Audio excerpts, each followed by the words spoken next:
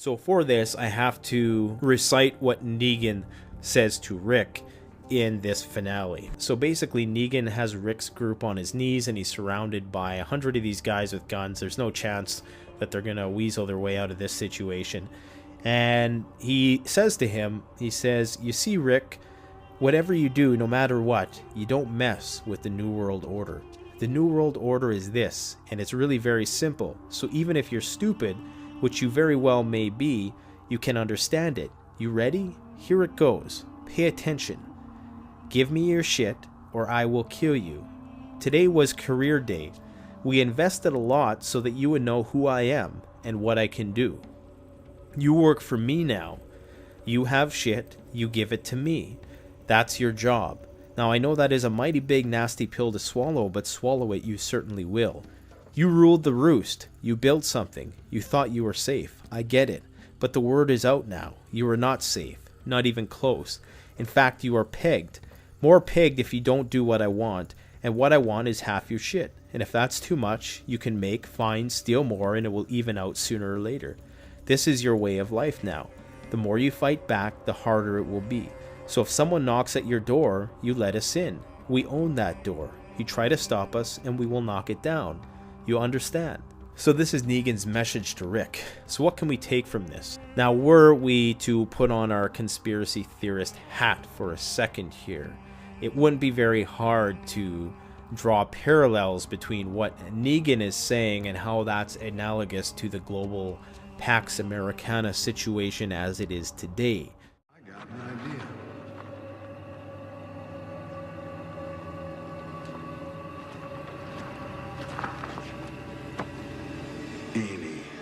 We have seen humanity grow from tribes to villages, to cities, states, and countries. Prominents of what is called the New World Order believe that a global government is the next evolutionary step in civilization. While international agreements and cooperation between countries around the world is needed to ensure peace and facilitate economic activities, what is disturbing is that the prominents of the New World Order have been planning and implementing these agreements in secret, often denying such plans were in the works until agreements were finalized and no public scrutiny was given. The elite groups and individuals involved in this planning see themselves as the rightful masters of the universe and are shaping the world to fulfill their own selfish and twisted desires.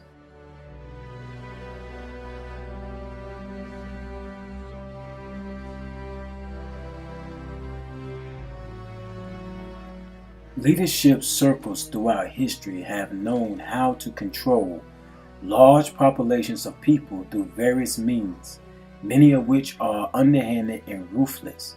Fear, threats, propaganda, appears for blind patriotism, and alliance to the leadership or the country are all strategies that continue to be used to keep the population as a whole in line and allow the current power structure to continue to operate or control the world.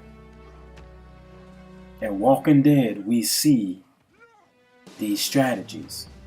And this is a message. These are subliminal messages in plain sight, teaching their new puppets what will take place in the New World Order.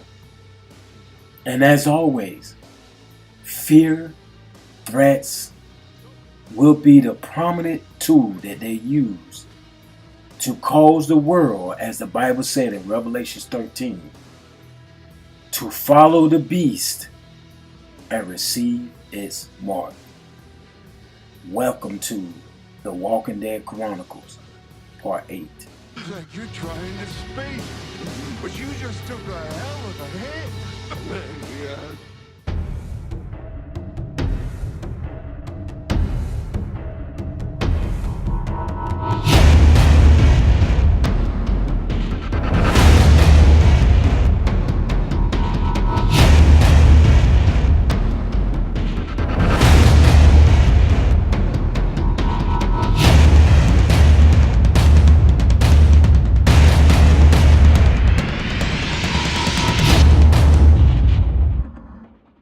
First off, he's saying that, we are the New World Order and this is just how it is.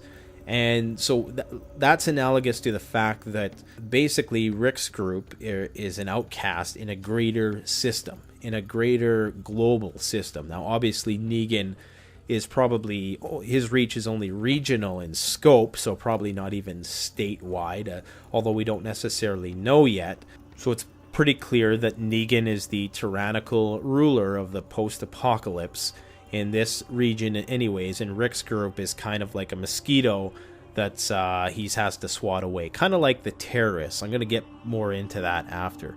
So another parallel we can draw here with the whole NWO predictive programming aspect is how, Negan talks about how we invested a lot to reveal ourselves to you. So many might see that as being very similar to the theory that the quote-unquote Illuminati injects different symbology and sort of arcane, esoteric allusions to their occultic ideas into mainstream media. So they insert numbers and different symbols and stuff like that to reveal themselves to the masses. That's the whole meaning of the word apocalypse, also, is the great revealing. Another interesting thing to note, in the same vein of it being a more global endeavor, is that Negan's group is very diverse, and they really try to emphasize this point when they go around the group, and it's people of all different racial backgrounds. It's not drawn together by any really apparent characteristic or physical characteristic like some smaller groups might be bonded. Rather, when you take things to a regional level or even a national level, or what the quote-unquote NWO is trying to do now and take things to an international level, there's the diversity factor. So as groups become larger and broader in scope, they become more ideologically bonded as opposed to just sharing common physical characteristics. So the bond becomes more ideological. Now, if we look at evolution, The Walking Dead, in its progression to where it's gone from season 1 to season 7, is in many ways analogous to the evolution of the human species, such that at the beginning in season 1, Rick starts out as a lone survivor. Then he finds his group. Then that group finds the camp, where they stay, and then they go to a farm. Then, of course, Woodbury comes into the picture, then Alexandria, and so on and so forth. The scale of their communities gets increasingly broader in scope, and so does the threats. So take, for instance, I think it was the second episode, you have the one lone villain, and that's Merle. And then, of course, you start getting the zombies thrown at you, and I think it was episode 3 or 4 where you had the Vatos, or that was the, inner city Hispanic gang, which was a smaller gang. And then, of course, you have the farm incident where it was just overrun by 1,000 zombies. That was kind of the start of the upping the ante of how many zombies they would show on screen at once. Then, of course, you have the governor at Woodbury, which was a closed system, so it wasn't a community that was networking with other communities.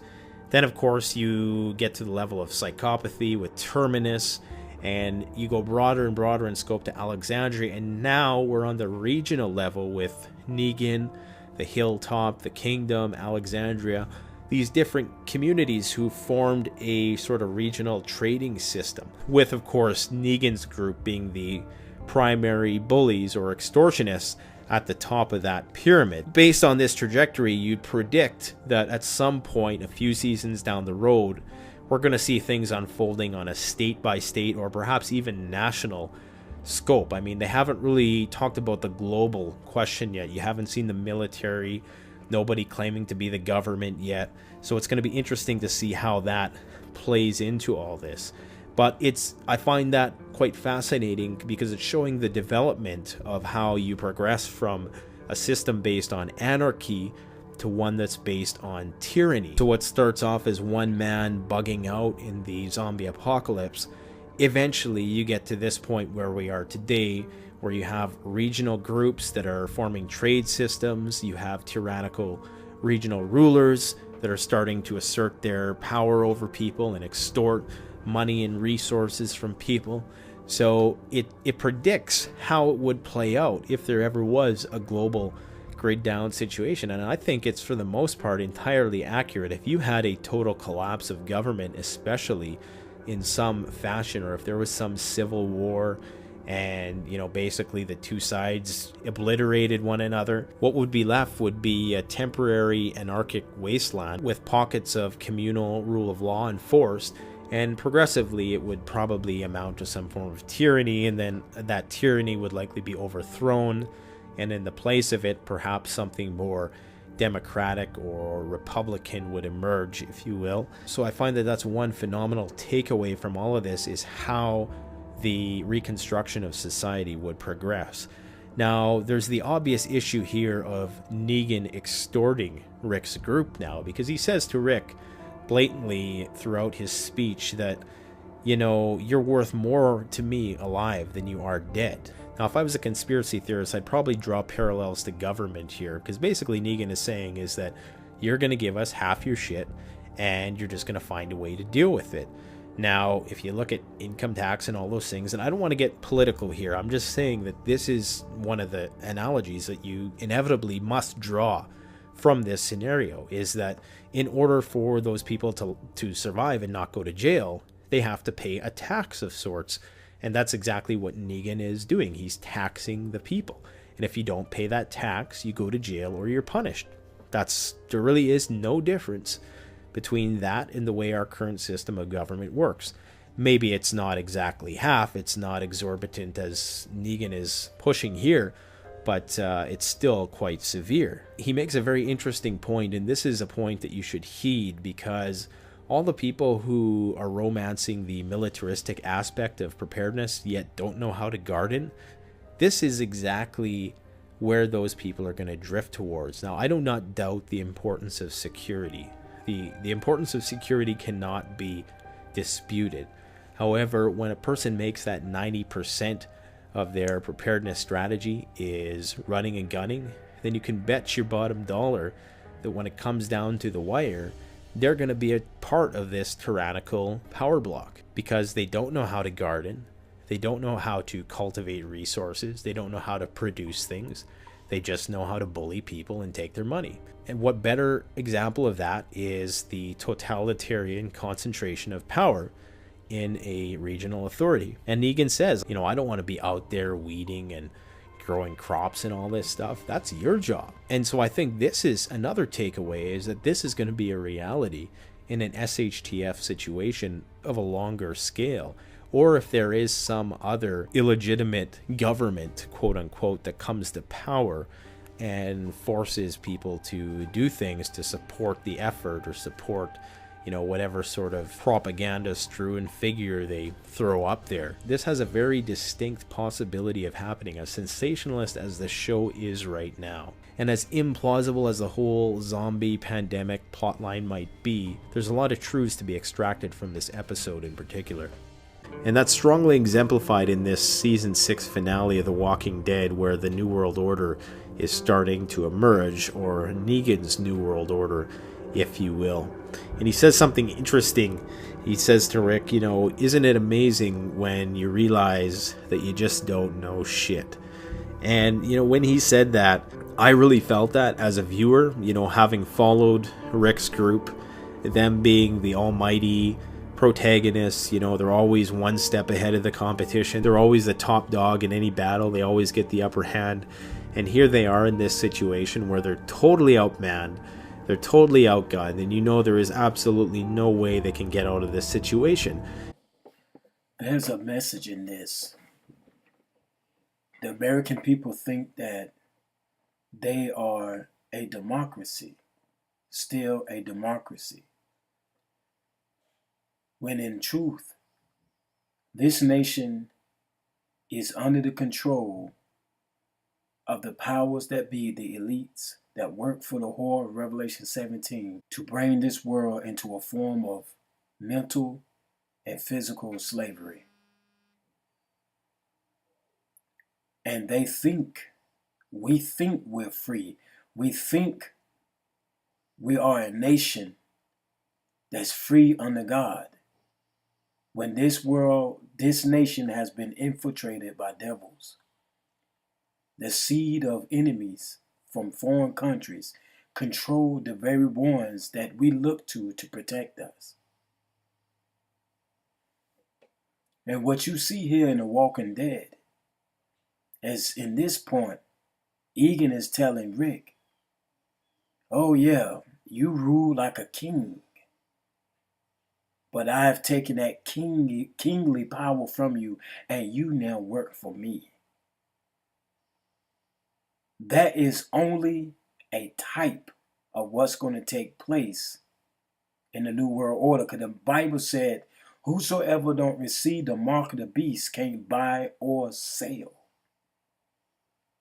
And so all currencies and all material possessions and lands and stuff like that will not be yours unless you have the mark. And even then, it's not yours because you're paying a substantial amount of property tax on it. It's not yours. And if you don't receive the mark of the beast, you will be persecuted. This is why it is time to get close to the Lord, because we can see the forming of this one world government. And all religions, the Pope is going throughout the whole world, claiming that everyone served the same God, even the occultists, Luciferians, pantheism, all kind of people who don't serve the Lord, atheists, everybody, they said that you can get to heaven by your own beliefs, or whatever is a religion or beliefs to you. It is right in your sight, the New Age movement. And so anybody that opposes this will be cut down. And we've seen that through the presidents in the past and leaders all over the world, even entertainers who tried to expose this was cut down.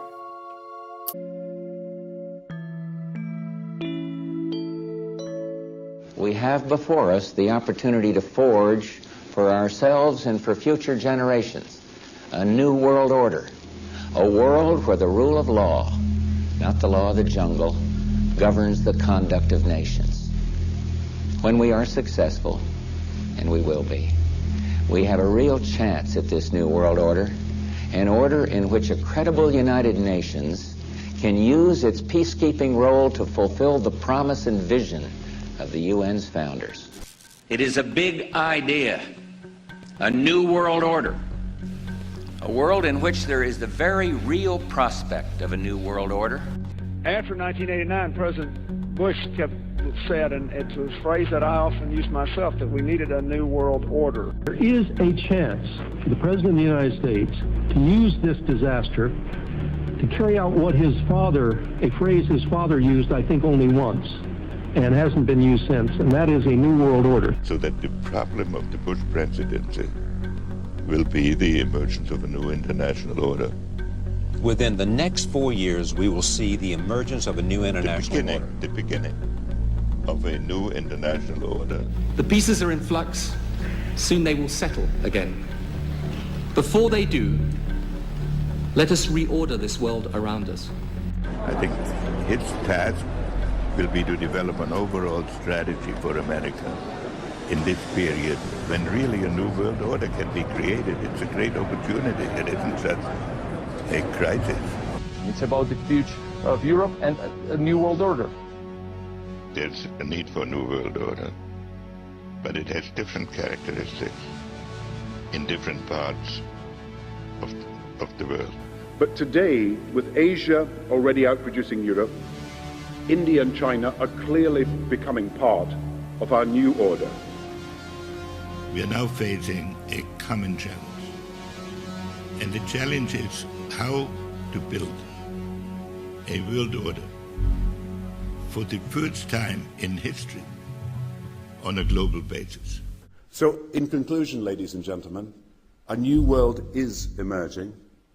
It is a new world order with significantly different and radically new challenges.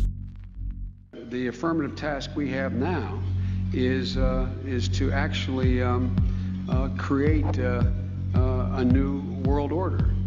Good evening, everybody. President Obama and British Prime Minister Gordon today calling for a new world order to tackle our global economic crisis.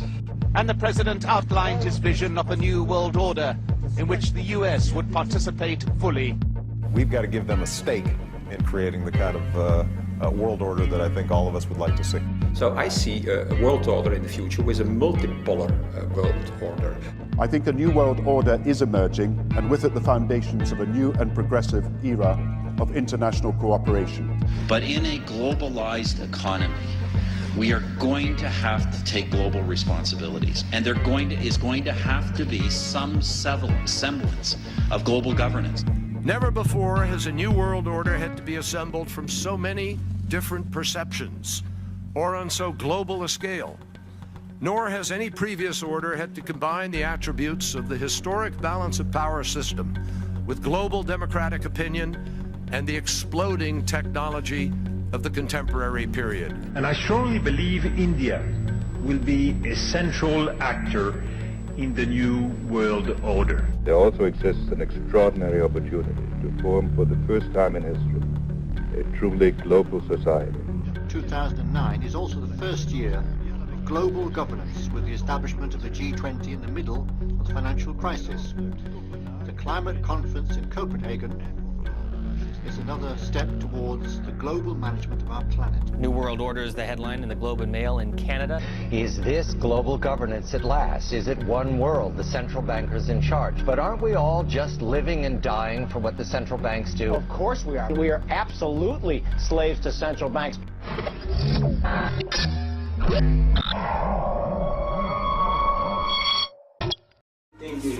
Until then, I'll see you next time. God bless.